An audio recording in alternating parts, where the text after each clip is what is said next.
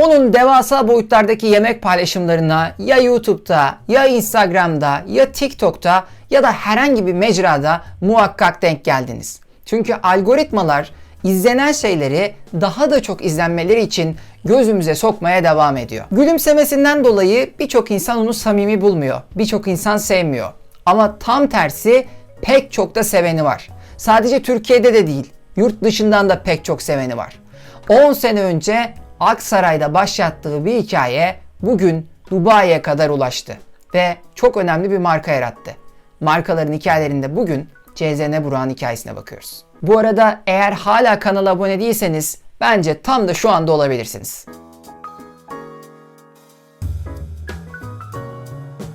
CZN Burak yani Burak Özdemir 1995 doğumlu. Belki baktığınızda daha büyük gösteriyor ama henüz 26 yaşında. Aslen de medeniyetlerin beşiği Hatay'ın Yoncakaya köyünden. Kebapçılık dede mesleği, 2011 yılında 6-7 masalı bir yer açıyor Aksaray'da. Çevredeki eş dost ahbap diyor ki siz burada başarılı olamazsınız. Bu iş bu şekilde tutmaz burada. Tabii onlar pes etmiyorlar. Yavaş yavaş işlerini büyütüyorlar.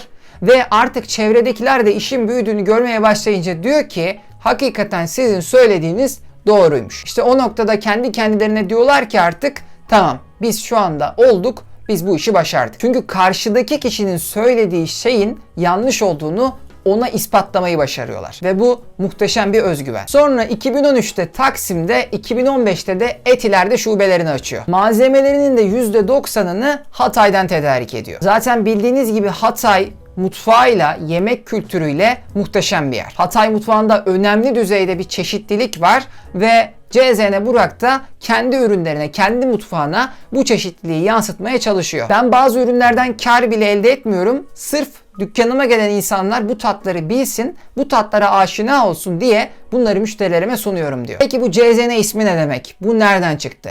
Muhtemelen bu ismi siz de ilk duyduğunuzda bir merak etmişsinizdir. Yani bu kısaltma ne anlama geliyor diye düşünmüşsünüzdür. CZN Burak'ın Kenan Taş'a verdiği bir röportaj var. YouTube üzerinde bulabilirsiniz.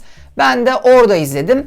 Orada şu şekilde açıklıyor bu CZN'yi. Diyor ki ben daha küçük yaşlarımdayken biraz böyle asabi bir çocuktum. Sinirliydim. Yani kötü niyetimden değil ama karakter olarak böyle bir mizacım vardı. Babamla da geçinemediğim zamanlar oluyordu ve babamın yanında çalışmak yerine bir gün dedim ki ben kendi ayaklarım üzerinde duracağım ve babasının yanından ayrılıp Osman Bey'de 150 kişilik bir fabrikada çalışmaya başlıyor. Bir tekstil fabrikası burası. Bu arada babası da aynı dönem Laleli'de tekstil işleri yapıyor. O dönemlerde bölgeye gelen Ruslar Burak'ın ismini tam olarak söyleyemiyorlar. Hatta börek gibi ifadeler kullanıyorlarmış kendi anlattığına göre. Ve o da diyor ki bana o zaman anlayabilecekleri bir şekilde, kısa bir şekilde CZN diye hitap edin diyor. Şu an hala CZN'nin nereden geldiğini söylemedim. Bu CZN de Cinzano'dan geliyor. Cinzano derseniz babasının Laleli'de bir tekstil atölyesi olduğunu söylemiştim. İşte babasının işletmesinin adı Cinzano. Posta gazetesine vermiş olduğu bir röportaj var. Orada da yine bu minvalde bir açıklama yapıyor. 2012-2013 yılları gibi de Instagram hesabını açmış. O sırada da kullanıcı adını alırken yine CZN Burak şeklinde almış. Sonra bu şekilde üstüne yapışıp kalıyor artık. Yani kısacası CZN ismi babasının iş yerinin adından geliyor. Gelelim işin ticari başarı kısmına. CZN Burak'ın hikayesinde de tıpkı Nusret'in hikayesinde olduğu gibi başarının en önemli unsuru PR, pazarlama çalışmaları. Nusret'in hikayesini size daha önce anlatmıştım. Kanaldan yukarıdan erişebilirsiniz. Şimdi isteseniz de istemeseniz de Nusret'in içeriklerine, CZN Burak'ın içeriklerine internette bir şekilde denk geldiniz. Bu kesin bir şey. Kendilerini daha önce hiç takip etmemiş olabilirsiniz, hiç sevmiyor olabilirsiniz ama kesinlikle bir içeriğine bir platformda bir yerde muhakkak denk geldiniz. Çünkü söylediğim gibi ikisi de algoritmaların çok seveceği işler yapıyor. Ve izlendikçe daha çok izlenme bildiğiniz gibi bütün platformlarda tetikleniyor. Bu da hızlı bir büyüme, hızlı bir yükselme, istatistiklerin çok hızlı şekilde artması anlamına geliyor. Kendisi aslında ilk kez bir arkadaşının bir videosuna konuk olmuş. O sırada yorumlar gelmiş, sen de bir video çeksene diye ve bunun üzerine kendisi video çekmeye başlamış. Bu işte şovun çok önemli olduğunu kendisi de vurguluyor röportajlarında. Diyor ki lezzet ne kadar önemliyse bizim işimizde şov da o kadar önemli. Bu konuya ben de %100 katılıyorum. Ama onu ayıran ekstra bir nokta daha var. Şimdi evet yemeğin lezzeti, yemeğin damağımıza bıraktığı tat çok önemli. İkinci önemli unsur da görsellik ama her yemeğin az çok tahmin edebileceğiniz genel şık zarif bir görselliği vardır. O bunu yapmıyor.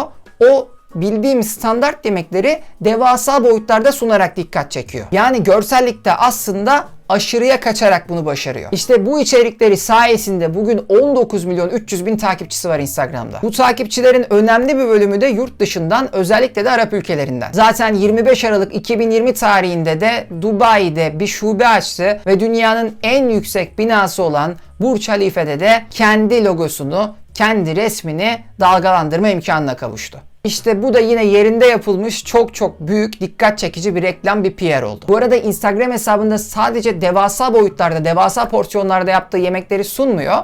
Aynı zamanda yardım faaliyetlerinde de bulunuyor. Dışarıdan bakan bazı insanlar bunların da samimi olmadığını, sadece PR amacıyla, reklam amacıyla yapıldığını öne sürüyor. Ben dışarıdan bakan göz olarak bunu net olarak yorumlayamayacağımızı düşünüyorum. Yani bunu bilemezsiniz. Gerçekten iyi niyetle mi yapıyor yoksa tamamen reklam amacıyla mı yapıyor? Ama ortada gerçek olan durum şu: hangi amaçla yapıyor olursa olsun yaptığı şey birilerine bir fayda sağlıyor. Bu iyilikleri yapmak yerine 19 milyon 300 bin takipçisi varken çok daha farklı şeyler yapabilir. Farklı reklamlar alabilir. Herkesin yaptığı artık o gına gelen saçma sapan çekilişlerden düzenleyebilir. Ama bunların yerine yardım faaliyetlerinde bulunmuş. Bence bu takdir edilmesi gereken bir nokta. Bu arada şu saçma çekilişlerinde %90'ının arkadaşlar fake olduğunun, aslında bir çekiliş falan olmadığının lütfen bilincine varın. %90 diyorum bu arada ama belki de %99'u. Tıpkı Nusret'te olduğu gibi CZN Burak'ın da dünya çapında meşhur olan misafirleri var. Yine bu kişilerle olan paylaşımlarında sık sık Instagram üzerinden kitlesine sunuyor. Sadece Instagram'da bu kadar popüler değil, YouTube'da da 1 milyon 930 bin abonesi var. Ayrıca ilginç bir bilgi daha vereyim. Hatay Medeniyetler Sofrası'nın kendi YouTube kanalı var ayrı ve burada da 800 bin abone var. Yani böyle bir kanal için 800 bin abone gerçekten çok yüksek. O açıdan bu noktada da başarılılar. Evet, size çok daha detaylı bilgiler de sunmak isterdim. Bu hikayenin nasıl geliştiği ile alakalı ekstra bilgiler vermek isterdim. Ama size bilgiler sunacağım zaman genellikle bunların güvenilir bilgiler olmasına çok dikkat ediyorum. Ve olabildiğince kaynaklarımı da unutmadığım takdirde her seferinde açıklama kısmını ekliyorum. CZN Burak'la alakalı da internette mevcut olan güvenilir bilgiler, direkt olarak kendi ağzından veya kendi röportajlarından duyduğum bilgiler bunlardı.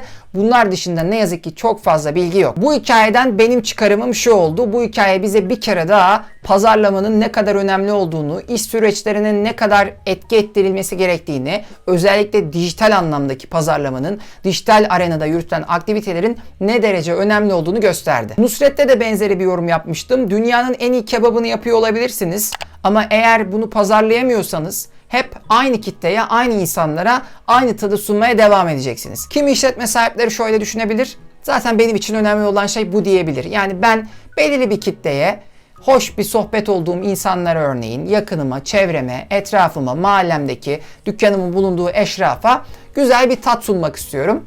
Ve bu az miktardaki, normal miktardaki kazancım bana yetiyor zaten diyebilir. Buna hiçbir sözümüz yok. Ama %99 tüm işletmelerin nihai amacı karını maksimize etmektir. İşte siz de sürekli olarak karını maksimize etmek isteyen, her seferinde daha çok kazanmak isteyen bir işletmeyseniz bu noktada bu imkanları kullanmanız gerekiyor. Bu örnek özelinde eğer kebap satıyorsanız insanlara bunu bir şekilde pazarlamanız gerekiyor. İşte CZN Burak da dijitalin gücüyle kebabın gücünü birleştirip bunu yaptı. Ama bu hikaye bize kebaptan daha çok dijitalin gücünü ispatlıyor. İşte bu nedenle bu bölümün adını da dijital kebap koydum. Bu video da burada bitti. Önümüzdeki videoda başka hikayelerle görüşüyor olacağız. O video gelene dek kendinize iyi bakın. Hoşça kalın.